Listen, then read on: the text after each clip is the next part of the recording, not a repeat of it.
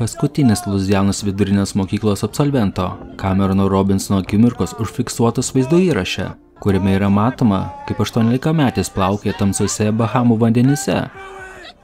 O vandenyje galima matyti kažkokią grėsmingą baltą figūrą tūnančią po juo, iki kol Cameronas galiausiai dingo iš akių, jo daugiau niekas nematė. Sveiki atvykę į įdomiausią dokumentikos kanalą, kur šiandien aš jums papasakosiu apie paslaptingą Camerono pradingimą. Jeigu norite daugiau panašaus turinio, nepamirškite prenumeruoti mūsų YouTube kanalo, o dabar gero žiūrėjimo. 18 metų amžiaus Cameronas neseniai baigęs vidurinę mokyklą Baton Rouge, Luizianoje, kartu su keliais draugais atšvęsti mokyklos išleistuvės nusprendė Bahamose.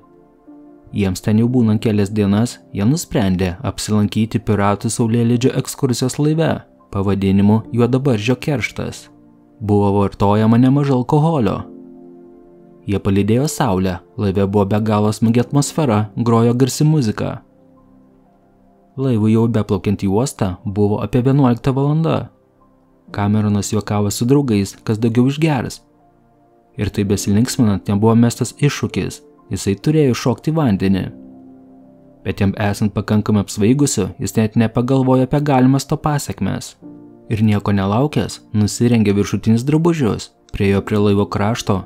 Ir nors jį bandė sustabdyti keli šalia buvę žmonės, jisai šoko į tamsius vandenis. Jam atsidūrus vandenyje ant denio kilo sumaištis.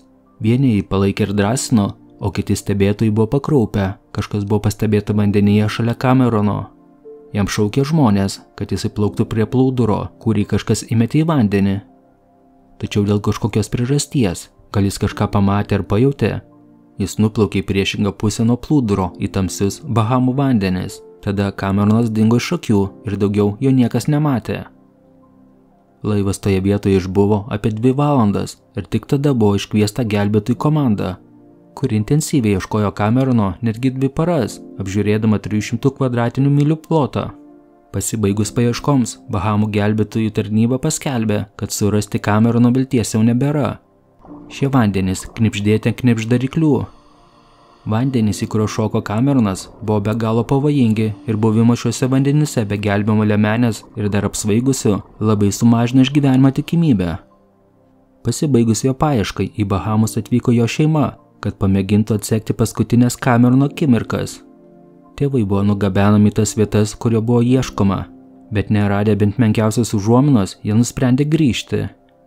Bet kas iš tiesų jį taip išgąsdino ir kas jam nutiko? Bahamai yra vadinami ryklių sostinė. Čia gyvena netgi 49 ryklių rūšys. Šie vandenys yra vandenyno siaubo, tigrinio ryklio namai. Ši ryklių rūšis žinoma kaip viena iš daugiausiai žmonių gyvybių nusinešusių ryklių. Jiems yra priskiriamas 51 mirtinas išpuolis per visą registravimo laikotarpį. Tačiau svarbu pažymėti, kad ryklių puolimai prieš žmones yra gana reti. Pavyzdžiui, 2022 metais visame pasaulyje užfiksuoti tik 53 neprovokuoti ryklių išpuoliai, iš kurių 9 pasibaigė mirtimi. Ką jūs manote, kas galėjo nutikti Cameronui? Savo nuomonę palikti galite komentarų skiltyje.